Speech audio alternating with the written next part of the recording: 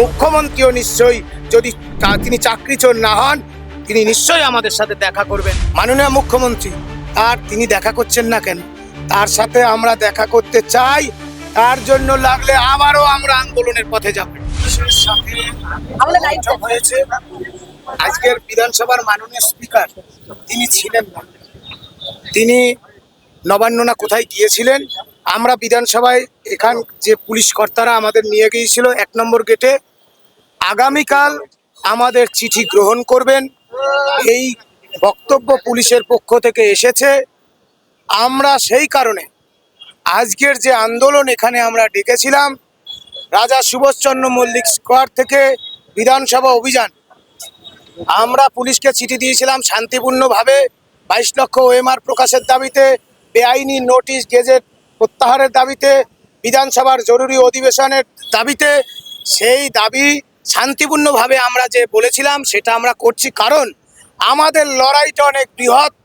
সেই কারণে এখানের যে কর্মসূচি আমরা আজকের মতো এখানে স্থগিত রাখলাম।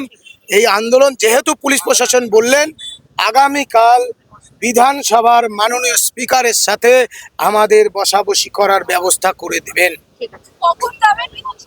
আমাদের টাইম জানিয়ে দেবেন, হেয়ার স্ট্রিট থানা বা লালবাজার জয়েন্ট সিপি হেডকোয়ার্টার, কিংবা আরো যারা আধিকারিক আছেন তারা জানিয়ে দেবেন।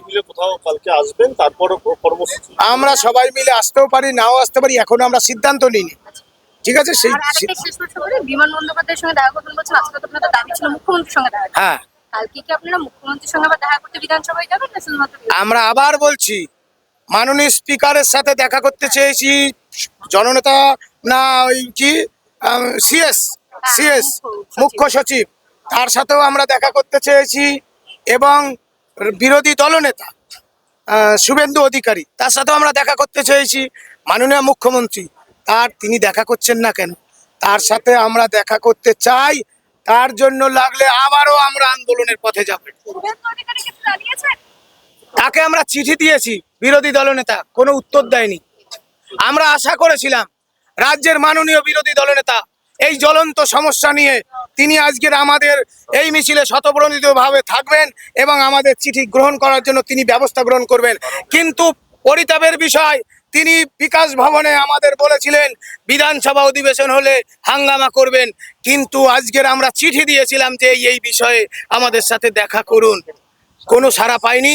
নিশ্চয়ই মাননীয় বিরোধী দলনেতা যিনি আছেন নিশ্চয়ই এই বক্তব্য শুনে আমাদের সঙ্গে যোগ্য চাকরিহারা অনশনকারী সুমন বিশ্বাস, প্রতাপ রানা সহ যোগ্য চাকরিহারা শিক্ষক শিক্ষিকা, যোগ্য ওয়েটিং, তাদের সাথে নিশ্চয়ই তাদের মেমোরান্ডাম নেবেন বলে আমাদের বিশ্বাস। মুখ্যমন্ত্রীও নিশ্চয়ই যদি তিনি চাকরিচোর না হন, তিনি নিশ্চয়ই আমাদের সাথে দেখা করবেন। এই আশায় আজকে আপাতত আমরা রানী রাসমণি পর্যন্ত যে এসেছিলাম বিধানসভা অভিযান, এখানেই আমরা স্থগিত রাখলাম। বাংলা হান্টের আরও খবর দেখতে নজর রাখুন।